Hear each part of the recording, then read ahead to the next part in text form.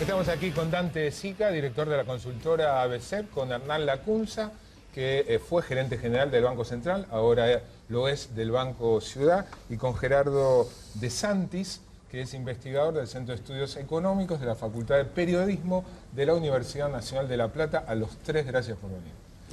¿Los tres son de La Plata, vos también, no? No. ¿Vos sos de Buenos Aires? Sí. Hay tres del movimiento de Unidad Estudiantil de Ciencias Económicas. Exactamente. Tres del movimiento. Histórico. Tres fundadores. Exactamente. Nadie entiende nada, pero yo te cuento. Bueno, expliquen. Toda la una agrupación estudiantil que condujo el Centro de Estudiantes de Económicas de La Plata. Reconstituyó el centro después de la dictadura o al final de la dictadura en el 82 y tuvo el Centro de Estudiantes hasta el 94. Una agrupación amplia, plural, podríamos decir de centro-izquierda. Gerardo, yo un poquito al principio, porque fue Claro. para mi facultad y Dante. Y después las líneas así ideológicas del Y se ve pensamiento. que cada uno fue por su lado. Sí, distintos. Lo bueno es que compartimos asado todavía. Ah, A mí no me Sí, invitan. sí, nos seguimos. Sin Pues pelear. es que siempre decimos lo mismo, que tenemos que invitarte. Me invitan. Tenemos que invitar. A ver, ¿por qué baja el dólar? El negro. El negro, el blue. Estos últimos 2 días, Sí. porque no se tomaron ninguna de las medidas que se presumían respecto a reprimir más los controles a los mercados informales. Tengamos en cuenta, Ernesto, que los mercados informales existen solamente porque existe el cepo. Si no hubiera controles no habría mercado informal. A más rigidez de los controles, más brecha. Como hay una tensión cambiaria por la inflación que va atrasando el tipo de cambio, estos mercados informales funcionan como válvulas de escape que si uno las obtura, bueno, termina, digamos, inflando más el blue. Como se presumían controles adicionales que no se terminaron concretando, en esta operación con bonos y contado con liquidación, me parece como que se calmó un poco las aguas. Además que calmarse bajó. Sí, porque estaba un poco inflado de todas formas, también convengamos que el valor que tienen los mercados informales hoy no necesariamente, seguramente sería superior de un valor de un dólar libre si no hubiera cepo. Así que es difícil analizar el valor de mercados tan chicos, tan volátiles, con tan poca oferta y tan poca Ahora, demanda. cuando sube, parece ser una señal de advertencia o de inquietud o de desborde, con lo cual cuando baja debe ser una señal de tranquilidad también, ¿o no? Sí, absolutamente. Lo que pasa que también que uno no debe, me parece que es poco conducente analizar día por día, sino más bien una tendencia. Si uno mira que está la brecha entre el 80 y el 90 y hace un año o hace un año y medio era la mitad, también demuestra que la economía está acumulando tensiones, ¿no? Dante, ¿qué es lo primero que le decís a tus clientes? ¿Qué le estás diciendo en estos días? No, lo que estamos viendo, primero es bueno también escuchar lo que te dicen los clientes. Digo, por un lado estás viendo que el nivel de actividad cayó, digamos, la demanda viene bajando, en especial muy fuerte en todo lo que son los bienes durables, y todos se están preparando, inclusive por recomendación nuestra, un año mucho más defensivo que ofensivo, donde vamos a una recesión más larga mientras no tengamos acuerdo con los holdados o no solucionemos los temas que hagan el ingreso nuevo de capitales o el mercado de capitales. Vas a una economía que este año cayó y que no hay ninguna tendencia para que el año que viene esté mucho mejor. ¿Este año va a caer cuánto para vos? Nuestras estimaciones están alrededor del 2% de caída del producto. Después vas a tener sectores que están más castigados que otros, como es el caso de durables, autos, motos, electrónicos.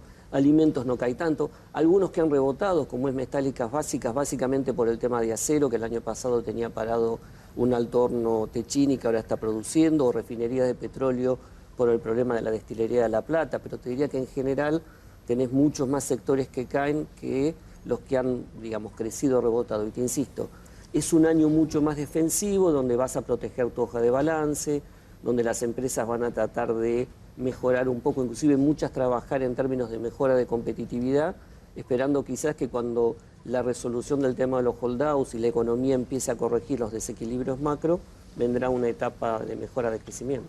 ¿Compartís diagnóstico, Gerardo? Yo diría que el mercado del blue, digamos, es un mercado muy pequeño y entonces está sujeto a especulaciones, digamos, con montos relativamente pequeños, especulativos, pueden provocar y provocan, de hecho, alzas significativas. Es poco relevante en cuanto a la cantidad, pero de cualquier manera es relevante en el término de la aplicación de expectativas, claro.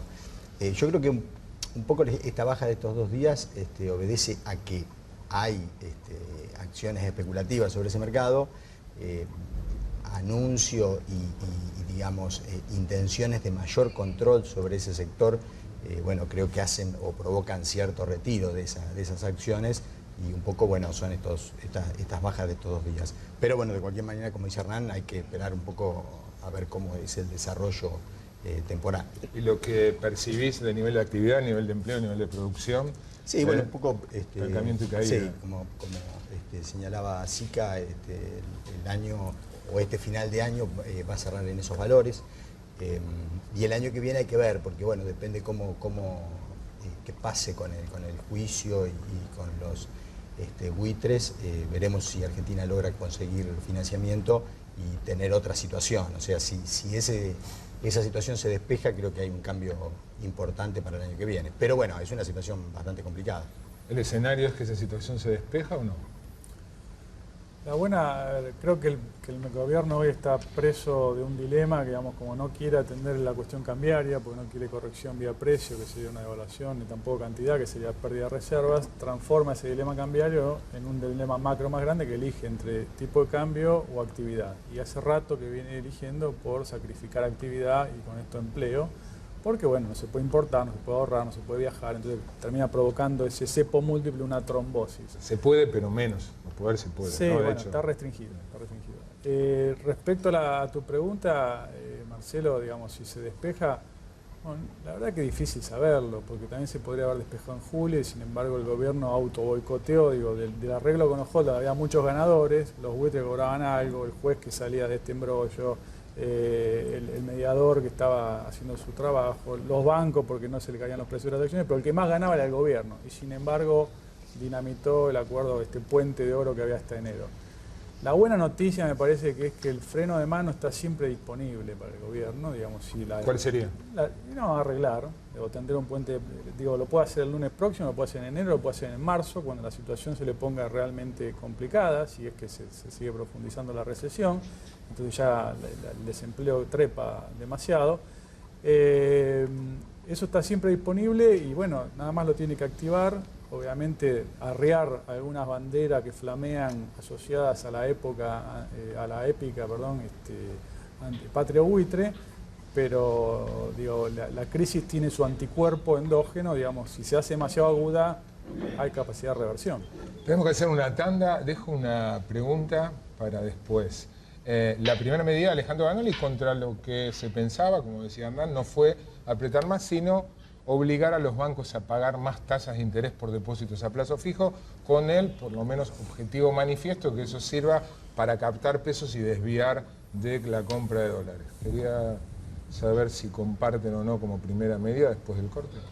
Palabras más, palabras más, palabras menos, es lo que menos te puedo dar, es lo de siempre, palabras. Seguimos aquí con Dante Sica, Hernán Lacunza y Gerardo De Santis. Había quedado pendiente la opinión sobre la primera medida, si creen que va a ser efectiva o no el aumento de tasa de interés, que tengo entendido empieza a regir a partir de mañana, ¿no? 23% estaban pagando, no sé el Ciudad, pero en mi banco estaba pagando 18%, una expectativa de inflación de casi el doble. Antes de venir, fui a la peluquería para venir bien y ahí estaba un cliente y el peluquero. Entonces el peluquero le dice, subieron las tasas. Y el cliente le dice, no, bajaron las tasas. O sea, evidentemente la medida ha dado resultado, porque para los ahorristas las tasas subieron, o sea, hay un beneficio para todos los que ahorran en pesos, y hay un beneficio para todos los que tienen deuda, porque las tasas de los préstamos personales y bueno, y el resto de gama claro, bajó. O sea que, digamos, hay un achicamiento, la medida implicó un achicamiento del spread, lo cual beneficia a todos los ahorristas en pesos y al mismo tiempo está beneficiando a todos los deudores en pesos. La pregunta es, ¿va a ser efectiva? Bueno. ¿Va a alcanzar? Primero, se trata de la primera medida de una nueva gestión, me parece que hay que darle el crédito que merece cualquier gestión que empieza. Dicho sea de paso, es el presidente de Banco Central número 22 del retorno de la democracia. O sea, tenemos un presidente de Banco Central cada un año excede los nombres, así que no es una cuestión de nombres, sino de políticas. Respecto a si va a ser conducente o no, Marcelo, lo que está haciendo es poniendo un piso a los costos y un techo a los precios, porque al mismo tiempo se pone un techo a la tasa activa. Esto tiene el mismo espíritu, la misma naturaleza que la ley de abastecimiento, digamos, tratar de controlar precios y cantidades todo al mismo tiempo, cuando el manual de economía dice, mira, muy difícil lograr esto. Entonces, con la misma filosofía, por ejemplo, se encaró la regulación del mercado lácteo, el mercado de la carne, y en los dos la oferta bajó. No quiero decir que sea fácilmente trasladable, pero digamos, el riesgo es un riesgo de desintermediación financiera, o sea, que los bancos dejen o que los depósitos y los créditos crezcan a un nivel menor a la inflación, lo cual, bueno, si el objetivo de esta medida es combatir el mercado especulativo del dólar y al mismo tiempo dar crédito, si pasa lo mismo que pasó en el carne y en los lácteos, va a ser difícil, ¿no? Pero ¿por qué no, Hernán? Perdóname, el argumento del gobierno de antes, no ahora con Banoli, ya venían diciéndolo, el margen de ganancia, muestran los balances de los bancos, ganancias importantes, no están regulando precio y cantidad, están subiendo la tasa, que es el precio, Sí. la tasa para depósitos y bajando la Están tasa para los regulando- créditos, tratando de que eso estimule cantidades. Están regulando los precios, están regulando los precios de costo y los precios de venta. Es como decirle a un kiosquero, mira, vos comprá a 23 y vendé a 27. El kiosquero aparte tiene que cargar el costo de la luz, el salario, etcétera. Digamos, va a haber un determinado margen de ganancia que no le convenga. El kiosquero está ganando mucho como Bueno, para poder absorber eso Sí, o no. Yo no quiero hacer acá, Marcelo, una defensa, un argumento corporativo del sistema, primero porque sería poco creíble y segundo porque el debate debe exceder los intereses sectoriales de los bancos. Los números fríos lo que dicen es que el sistema está ganando lo mismo que la inflación. Los bancos están viviendo la inflación. Digamos, y están robustos y líquidos, y recordemos siempre que los bancos no manejan su propio dinero, sino el dinero de los depositantes, ¿sí? Entonces están siendo robustos y líquidos como una barrera de defensa y una barrera de no propagación de la tensión cambiaria y financiera que hay en el mercado ya desde hace varios semestres. Así que son un mecanismo de absorción, no de propagación. Estamos poniendo en debate, en riesgo, esa solvencia, esa liquidez, de manera incipiente, no de manera dramática. Lo que quiero decir es, mirá, estamos un poco, tratar el mismo regulador te dice, mirá, comprá a 23 y vendé a 19,5 el crédito de inversión productiva. O sea, por cada 100 que presta un banco, ahí pierde 3,5 pesos. Con una parte se puede hacer. Ahora hace rato que estamos ya incursionando en la salud del sistema financiero y puede ser corto eso, ¿no? Quiero hacer una pregunta que tiene que ver con economía y no tiene que ver con economía. Que es una pregunta que quizás es la que más me hago yo cuando veo el proceso económico. De esta mesa soy el único que no soy economista y por eso quizás me la haga más a menudo. Que es, ¿cómo ve la presidenta la economía? Yo no tengo duda que las principales decisiones son consultadas o son tomadas directamente por la presidenta. Sí. De hecho, los funcionarios son elegidos por la presidenta según cuál le convence más en la línea de lo que plantea. Y cuando se plantea, digamos, siendo muy esquemático, la situación económica actual, ¿cuál es el problema? Hay un sector que mayoritariamente dice, se atribuye los problemas mayoritariamente a una restricción externa generada por inconsistencias de las medidas económicas, y otro sector que mayoritariamente lo atribuye a una conspiración de sectores de poder económico interno, de sectores internacionales, eventualmente una conspiración, depende de la semana, de unos y de otros, etc. Hay momentos que parecía que la presidenta ve el primer diagnóstico, momentos que parece el segundo, hay momentos que parece el primero pero aplica el segundo, hay momentos que parece el segundo aplica el primero, a veces coincide el diagnóstico con la solución. Entonces mi pregunta es coherente la manera que ella impulsa, qué sé yo, por ejemplo, no vamos a devaluar, a los 3 meses vamos a devaluar, ahora la devaluación estuvo mal, no es una medida menor, es una medida muy importante para ordenar la economía, que en 3 momentos distintos y así sucesivamente. Entonces la pregunta, obviamente lo que estoy diciendo yo, es que yo tengo dudas de la pericia de ella para manejar la economía en estos años, y me gustaría saber la respuesta de ustedes, ¿no? Yo te diría que, digamos, impericia, o sea, acá hubo 25 años, donde 76-2002, donde el bloque dominante de este país administró la economía a gusto y piacere y llevó a la Argentina a 55% de la riqueza. Hay que tener desmérito para llevar a un país como la Argentina, con todos los recursos que tiene, a tener más del 50% de la población abajo de la pobreza. Eso es claramente y contundentemente.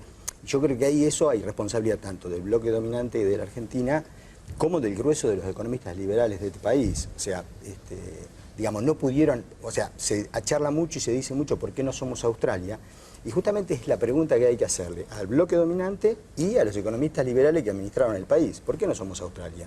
Tuvieron una impericia fenomenal, brutal. Hay que tener, repito, un desmérito marcado para que, con todos los recursos que tiene la Argentina, tener el 55% de pobreza. De ahí para acá la Argentina hizo un camino distinto a adaptarse al mundo pasivamente. Y llegó en el 2011 a lo que conocemos como la restricción externa. Es una consecuencia lógica de un modelo de sustitución de importaciones y de inclusión social. Está claro que en algún momento íbamos a llegar a ese punto. El principal problema del déficit... no estaba claro eso, Gerardo. Durante muchos años, muchos decían, me incluyo, Argentina tenía una oportunidad histórica de, no se puede decir superarla para siempre, pero por lo menos alejarla mucho. El país había desendeudado, un mérito del gobierno, pero además un contexto internacional fantástico y la posibilidad de emprender reformas que podrían haber evitado esto. Sí, pero en el plano energético, también lo que se hizo en los 90, digamos, una cosa que no hizo ningún otro país gobernado por economistas liberales, que fue privatizar la principal empresa del país, llevó a que cuando la Argentina se expandió y duplicó el PBI, bueno, se abrió un agujero de déficit comercial fenomenal. Entonces, y revertir eso es una decisión difícil. No es una... O sea, había que recuperar la principal empresa energética del país. No, perdón.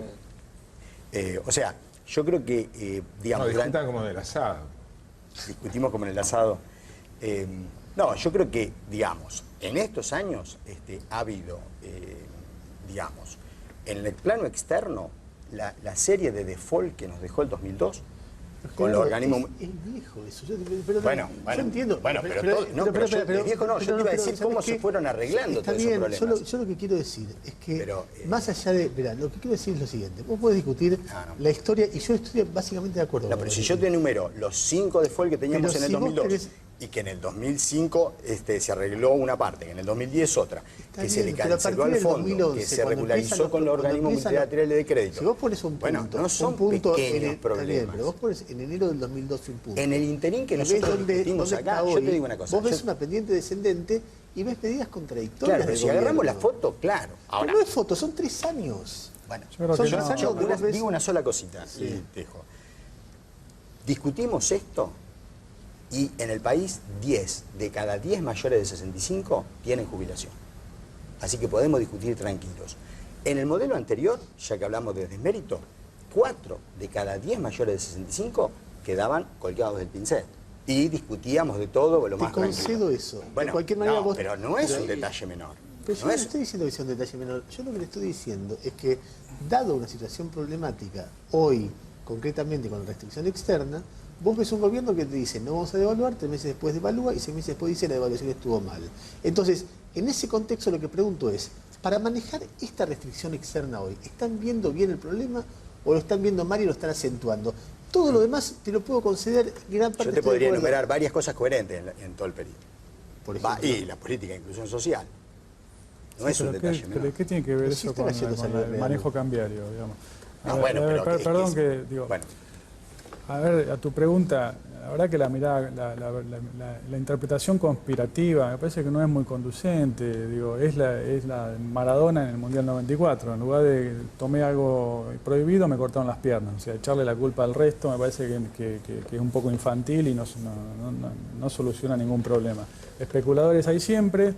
En 2007 también había especuladores y a nadie se le ocurría comprar dólares porque el dólar estaba relativamente caro, entonces hoy compramos dólares porque está barato. ¿Y por qué está barato? Porque más allá de la inclusión social, más allá de la jubilación universal, que son todas cuestiones meritorias, más allá de eso, desde el 2007 hay inflación. Entonces, de 2007 y 2011 se acumuló la inflación, subió todo menos el dólar. Tuvimos el primer faltante de dólares en el año 2011. No reconocimos el problema, pusimos el cepo, reprimimos la crisis externa como no solucionamos el problema de inflación, cada vez lo tenemos que reprimir más, el cepo es cada vez más agudo, cada vez más agresivo, y estamos empantanados en esta trombosis, en este torniquete múltiple, con el auto ya en la banquina de hace 3 años, que no tiene nada que ver con las jubilaciones masivas o universales o con la inclusión social. La verdad que el problema cambiario tiene una raíz.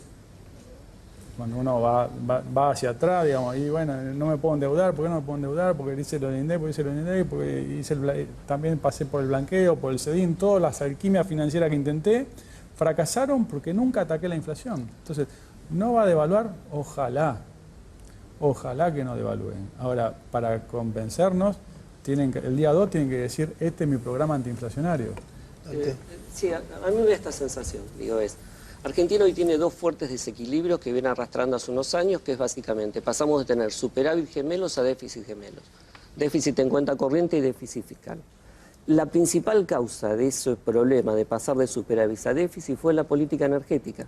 Y no es por un problema de los 90, fue por un problema de la política energética de este periodo, que mantiene congeladas las tarifas desde 2001, tanto en producción como en consumo. Eso generó no solamente un problema de balanza comercial, porque pasamos de ser superavitarios a deficitarios.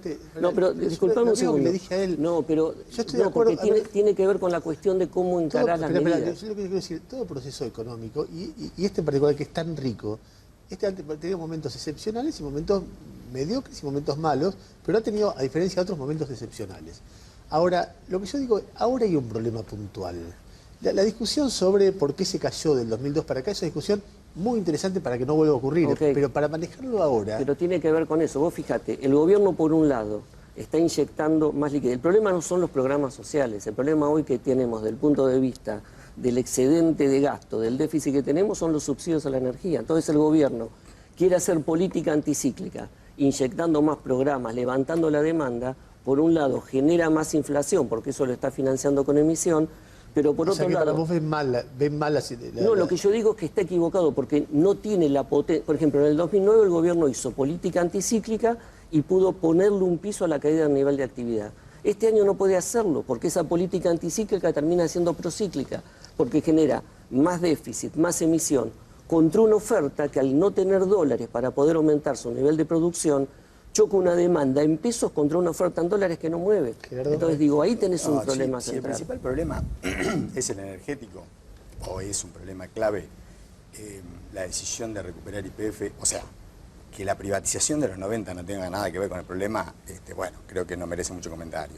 Y que la decisión de recuperar YPF es una decisión clave. O sea, cualquier país que intente, un país subdesarrollado, periférico, que intente desarrollarse, necesita tener energía barata. Argentina la tenía... y tenía una empresa bastante buena y dio un paso fenomenal para atrás. Entonces, si ese es el principal problema, o uno importante, el tema energético, y la Argentina ha recuperado a YPF, y no va a ser fácil que YPF vuelva a ser lo que tiene que ser y lo que se necesita para que el país pueda avanzar en un cambio estructural, en un proceso de industrialización. Sí, no está la solución por ahí, la solución del problema constitucional no está por ahí. No, sí, la solución del problema estructural. Para eso es imprescindible tener una empresa energética que genere energía accesible para los sectores productivos. Bueno, ¿cómo creen que va a jugar en las expectativas económicas y en las decisiones económicas de empresarios, pero también de consumidores, en la perspectiva de cambio de gobierno? Yo creo que juega a favor desde el punto de vista de lo que están esperando, digamos. Es claro que este gobierno no está trabajando el cambio de gobierno en la medida que genere una expectativa con respecto a cómo se solucionan los desequilibrios de base. Me parece que tiene que generar una expectativa positiva. ¿Y eso puede influir en nivel de actividad? Eso por lo menos en principio empezaría a influir con respecto a los posicionamientos de inversiones. Si vos estás en el sector agropecuario, estás en trigo, y te están diciendo que van a eliminar las retenciones al trigo o mejorar la exportación, vos ya el año que viene te empezás a preparar distinto. Tu ciclo empieza a cambiar. Me parece que eso puede facilitar y financiar la transición. Me parece que los principales candidatos a las presidenciales del año próximo saben, y acá me saco el sombrero partidario, todos ellos saben que no se puede seguir haciendo más de lo mismo, que hay que hacer algo distinto a partir del año 2016. Si transmiten ese mensaje en sus plataformas electorales, pueden anticipar la llegada de financiamiento, la llegada de capitales, la llegada de inversiones, aprovechando los activos baratos que tiene la Argentina, la llegada de capitales, la llegada de inversiones, aprovechando los activos baratos que tiene la Argentina en términos financieros y en términos de activos físicos reales, y eso puede suavizar la transición hacia un nuevo gobierno y tener un segundo semestre, por poner un horizonte temporal del año que viene, un poco más, con alguna holgura, pero bueno, todavía faltan más de un semestre. Gerardo. Yo creo que si Argentina logra resolver el problema del juicio de los buitres, bueno, vamos a encontrar una coherencia de soluciones de problemas fenomenales que heredó este periodo, que arrancaron con el canje del 2005, con el pago al fondo, con el canje del 2010, con la regularización con los organismos multilaterales de crédito, con el arreglo con el Club de París y por último con este juicio, que no es un tema fácil. Tenemos algunos candidatos a presidente que dijeron que había que pagarle lo que el juez Griese había sentenciado. Pollack no es un mediador, es un instrumentador de la forma de pago. O sea, hay cosas que se dicen y en realidad son bastante distintas a como son presentadas. Por suerte afuera, en el resto del mundo, no acá en Argentina, hay bastante consenso en que la sentencia es insólita y hay bastante consenso en que la posición de la Argentina es razonable. No se ve tanto acá o no se escucha tanto eso acá. Entonces yo creo que ahí tenés un hilo conductor de temas muy pesados, todos heredados, porque el papel que tiene el que nos está haciendo juicio fue firmado por autoridades políticas y económicas de la década del 90.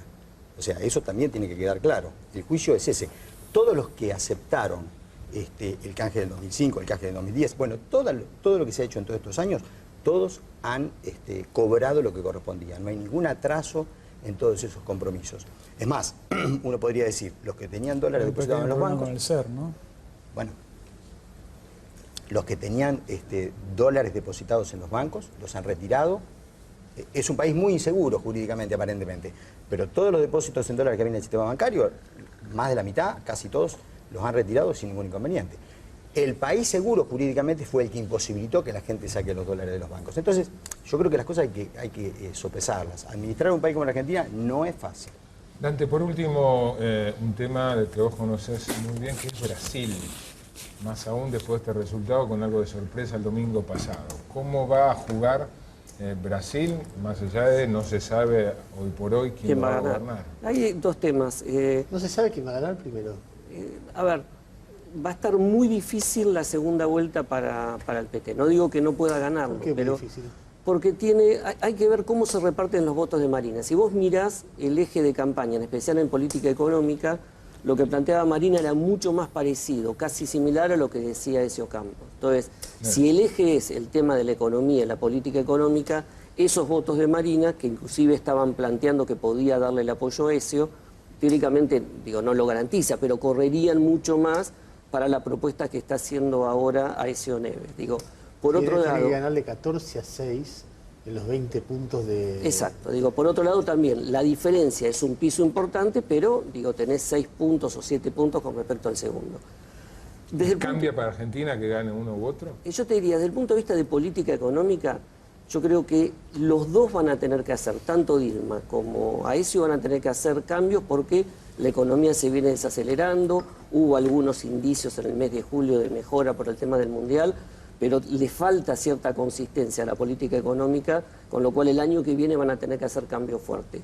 Creo que los de Aécio, la postura de Aécio es mucho más fuerte que Dilma, pero ya Dilma con el hecho de que está, entre comillas, se entregó ya al ministro de Economía, que era, si querés, el ministro más débil y con menos ascendencia con respecto al sector empresarial, me parece que vamos a un proceso de ajuste el año que viene en Brasil, que recién podremos ver recuperación de crecimiento quizás más para el 2016 que para el año que viene.